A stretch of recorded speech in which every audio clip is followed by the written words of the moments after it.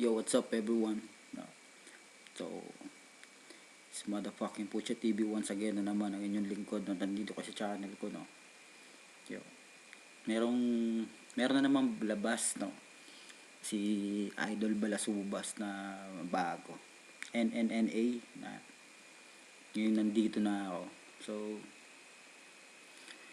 sa tingin ko ito yung artist ngayon na bagong artist ng Don Galo na talagang masabi ko na siguro na sobrang proud si Sir Andrew sa bagong artist niya na to, na napaka-talented.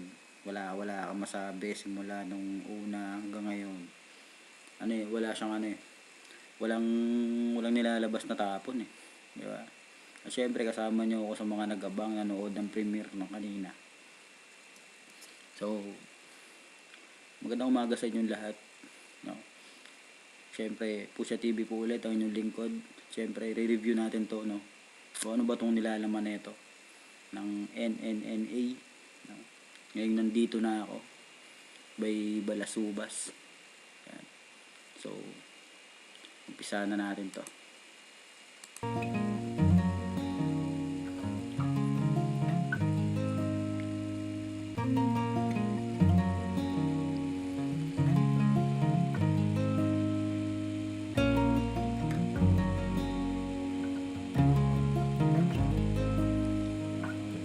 Napansin ko sa mga kanta niya talagang mahilig siya sa mga ganitong rhythm, no. Kumbaga siya parang kasi pag ganito kasi yung rhythm, parang malaya kang magbigay ng flow, maglatag ng lyrics, depende sa baga bumagsak yung tipa ng gitara eh. Yun ang napansin ko kasi pag kung ako yung mag-rap, no, mas gusto ko rin yung ganito kasi mas maiintindihan mo yung yung nag-rap, yung singer kasi masyadong minimal lang yung sounds, walang masyadong effects, walang kung ano-anong pinapatong na kung ano-ano. Oh, yan, tuloy natin.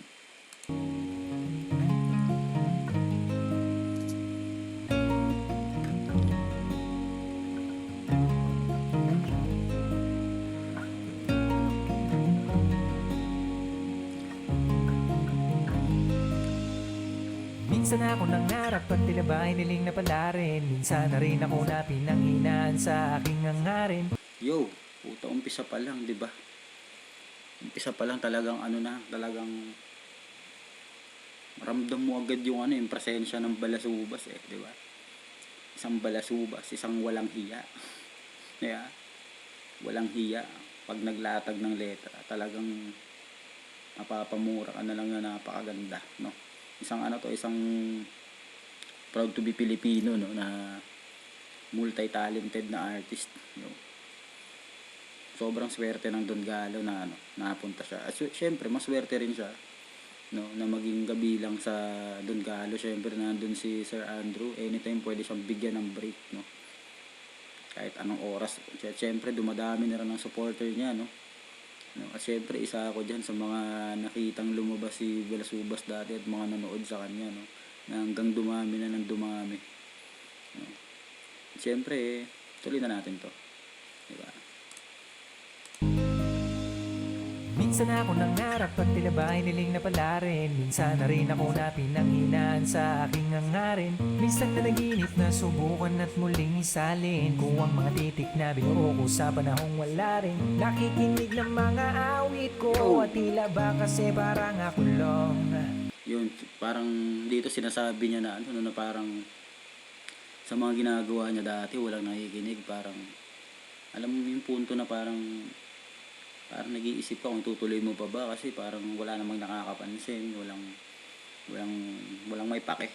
Madaling salita, no? Sige, maglabas ka diyan kahit gaano kaganda, hindi ka naman kilala, diba? Ganun ngayon eh, diba? So dito pinapakita pa niya, sa tingin ko dito yung kwento, no, ng kwento niya sa tinahak niya na daan, no? So, tuloy natin.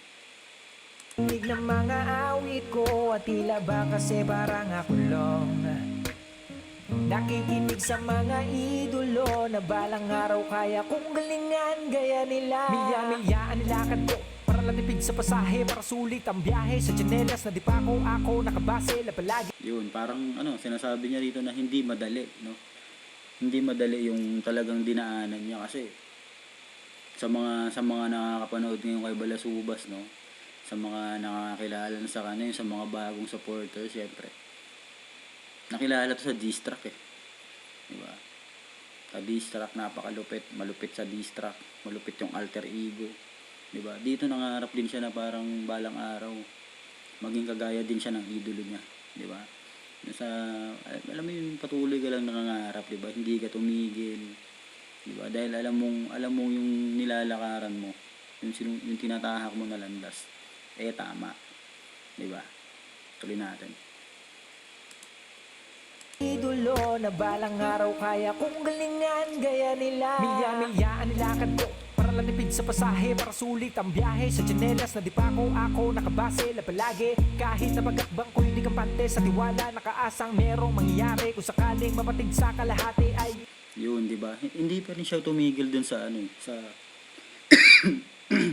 excuse me.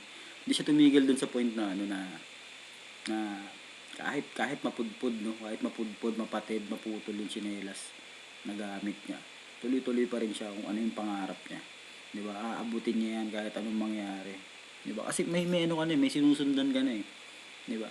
May sinusundan ka na daan, hindi ka maliligaw, di ba? Yan, tuloy natin. sulit ang biyahe sa tsinelas na di pa ako nakabase la palagi. Kahit na pagkakbang ko hindi kampante sa tiwala nakaasang merong mangyayari. Kung sakaling mapatig sa kalahati ay preparado pa rin sa daanan. Kabisado ko na ang nilakaran kasi araw-araw ko tong ginagawa. Pamuhat na magi ko na to na libangan. Yun, di ba? Kabisado niya na yung daan eh, di ba? Kasi sa araw-araw na ginagawa niya, etong siguro sa tingin ko yung sinasabi niya na halos kabisado niya na araw-araw. Itong ginagawa niya ngayon, di ba? Kung mapapansin niyo, bihira, no? Bihira sa isang rapper na makapagsulat ng mabilis, makapag-isip. Kumbaga para sa akin si Balasubas nakakagawa siya ng mga ganitong kanta. Kasi inspired siya, di ba? Inspired siya bakit kanino? Unang-una syempre sa family niya, siguro. Sa family, syempre pangalawa sa fans, no, sa mga sumusuporta sa kanya. Actually kahit sabihin mong 100k, minsan umabot na ng 100k yung views niya, 100k plus. Kahit sabihin mo 10,000 na lang, 'di ba? At least may nakikinig, 'di ba? May reason ka para talagang ituloy mo, pagigihan mo, galingan mo pa araw-araw, 'di ba? Ay yun dun parang tapos nandiyan ka pa sa Dungalo, 'di ba? Nandiyan si Sir Andrew, laging parang yun pa lang yung isipin mo, siya yung mo, siya yung hurado, 'di ba? Sa mga ginagawa mo, 'di ba? Tapos napansin ko lang habang tumatagal na naglalabas ng traktong si Balasubas, no. Lalo siyang gumagaling eh. No, ano bang merong sekreto natin diyan, idol? Napansin ko eh, 'di ba? Sumaswerte ko, liham. Tapos eto ngayon naman level up eh. Hindi siya bumababa o constant, talagang pataas ng pataas eh. Yun ang napansin ko Tuloy natin. basta sumunod ka na lamang kung saan ka masaya. Doon ka makinig ka sa puso kung saan ka maligaya. Yun, unang-una bilang isang rapper dapat ginagawa mo yan, no? Kung saan ka masaya, kung saan ka kampante. Kasi meron kasi mga rapper na nagiging wannabe, no? Pinipilit gayahin yung idol nila, may pumipilit na gayahin yung iba, no? Yung ibang kultura, yung iba ganito ganyan, magkasing galing ko yan si ganito, di ba? Huwag ganun. Kumbaga kung ano ka, pakita mo, kagaya na ito ni Balasubas, no? Binabayas ko na to kasi idol ko to eh. Tuloy natin. Kasi araw-araw ko tong ginagawa. Pamuhat na magi ko na to na libangan. Basta sumunod ka na lamang kung saan ka masaya. Doon ka makinig ka sa puso kung saan ka maligaya. Hindi ko akalaing mararating ko ang angat ng iba. Nung nag-chorus to kanina, nung pinapakinggan ko, kausap ko yung yung asawa ko sa Kuwait. Sabi niya, sino yung kumakanta? Sabi ko, si Balasubas yan, kasi yung premiere kanina, di ba? Sabi niya, kaya pala familiar sa akin. Di ba? Isipin mo yung gano'n na isang beses ko lang pinakinig sa kanya yung kanta na ito ni Balasubas. Yung sa ano yata yun, sa Litrato. Talagang ano siya, nagalingan. Ang galing naman na itong ano na to. Kasi hindi talaga siya mahilig sa rap eh. Di ba? Yung asawa ko, hindi mahilig yun sa mga ganito. Mga gantong music din nakikinig yun. Mahilig yun sa mga ano, mga love song na ano, mga pang-broken. Yan. Diba? Yung pa lang, di ba, isipin yung taong hindi mahilig sa rap, biglang nagustuhan yung ganito. Di ba? Doon pa lang, panalo ka na, idol. Tuloy natin to. Kung saan ka masaya, doon ka makinig ka sa puso, kung saan ka maligaya. Hindi ko akalaing mararating ko ang angat ng iba. Galing. Pinapangarap na maging bahagi ng samahang kilala. Ngayong nandito na ako, pag-iigihan ko ba? So yun, dito pala pumasok yung chorus niyan. Ngayon nandito na ako, pag-iigihan ko pa. Diba? Ano to, parang overwhelming, no? Na nakapasok sa sundalo, na maging isang nakapasok na sundalo ng Dungalo, no? Kasi ano yun, talagang pinangarap talaga ng marami yan, eh. Diba? Pero ikaw, kumato ka lang ng isang beses, pinagbuksan ka agad, hindi nagdalawang isip ang hari na papasukin ka sa pinto. Diba? Kasi umpisa pa lang, may potential eh. May marinig eh, talagang may potential na talagang magaling. Hindi mo masabi na, okay. Hindi ganun eh, talagang, okay to magaling di ba? Yung first impression yun, sa bawat makakarinig. Hindi ako nagsasabi na dahil bias lang ako, hindi ganun. Nagsasabi lang ako ng totoo. Di ba? Kasi magaling talaga to. Di ba? Tuloy natin. Bahagi ng samahang kilala. Ngayong nandito na ako, pag-iigihan ko ba? Sumulat gamit ang puso sa pagbuo ng mga musika. Yan, napakagaling, no? Napakagandang mensahe niya para sa para sa Dungalo pa rin. Talagang yung pakiramdam niya na nakapasok siya sa Dungalo, talagang sobrang saya. Parang ko lang sa mga letrang binabagsak ni Balasubas, no? Talagang sobrang nagpapasalamat siya, no? Dahil syempre yung dating pangarap mo, hindi mo inaasahan na bigla di ba? Biglang bumukas yung pinto, open wide open arms. Di ba? Tuloy natin. Igihan ko ba? Sumulat gamit ang puso sa pagbuo ng Ganun mga dapat. musika. Gumamit ng puso lagi pagdating sa musika. Narating ang bungad ng gubat sa sukal, di kabisa na gumala. Pasalamat ng laman, talaga may mga kuya na naniwala sa abilidad. Putang ina. Yung no, kahit alam mo simula kanina nung nag-premiere. Hindi ko alam, nakasampung ulit na ako. Diba? May lyrics naman sa description.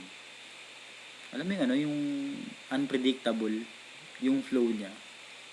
Hindi mo alam na biglang babagal, biglang bibilis, tapos dire-diretsong mabilis, babagal ng konti, tapos biglang babagal ng sobra, bibilis ulit. Napaka talented. Hindi siya pangkaraniwan na flow na sinusundan ng iba, mga minions na nga di ba? Mga ganun. Kasi sila, may pattern sinusundan. Ito, ang pinagkaiba nito, parang siya,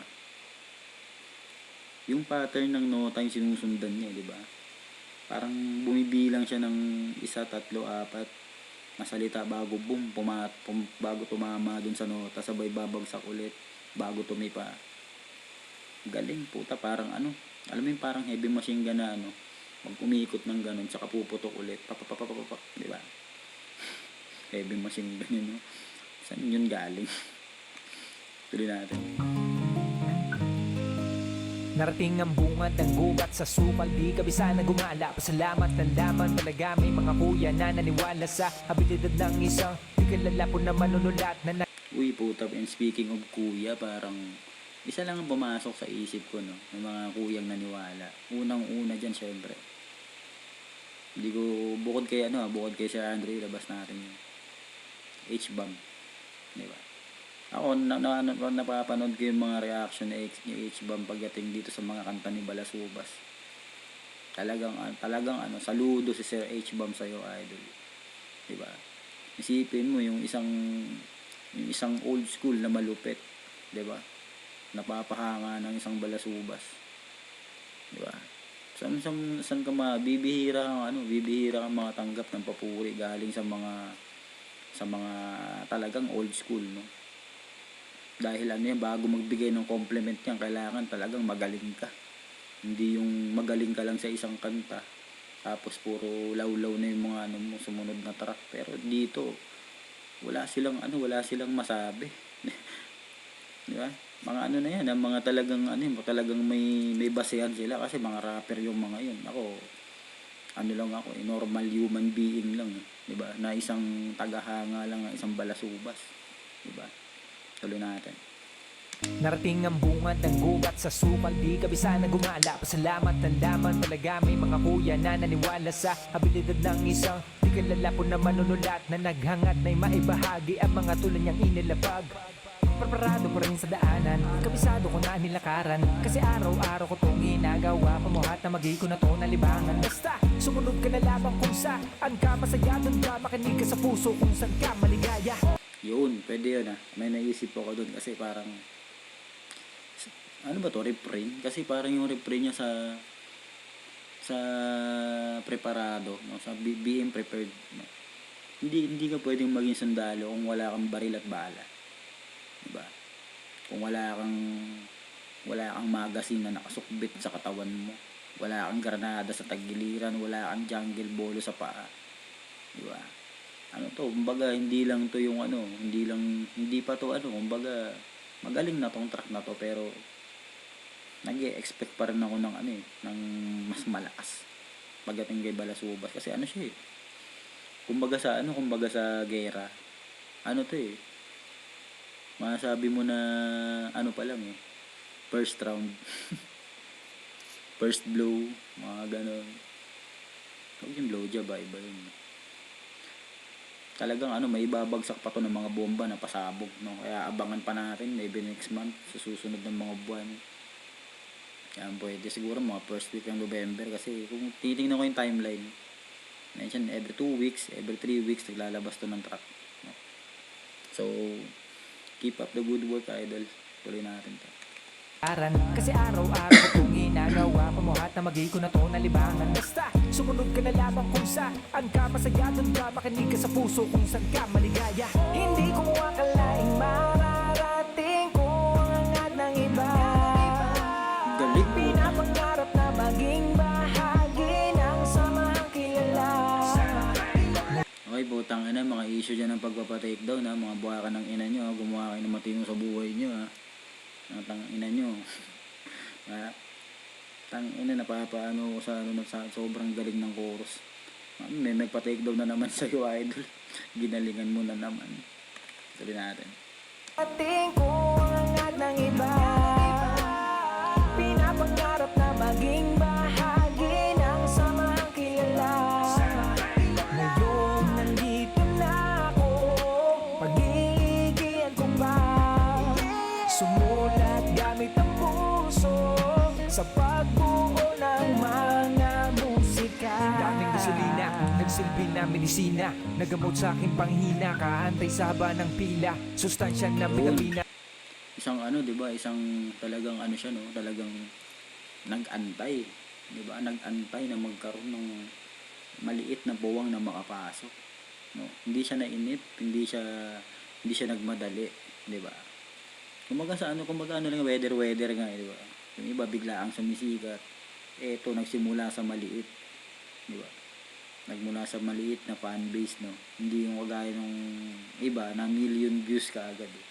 Pero puta, eto magiging magiging history to kapag inungkat, no?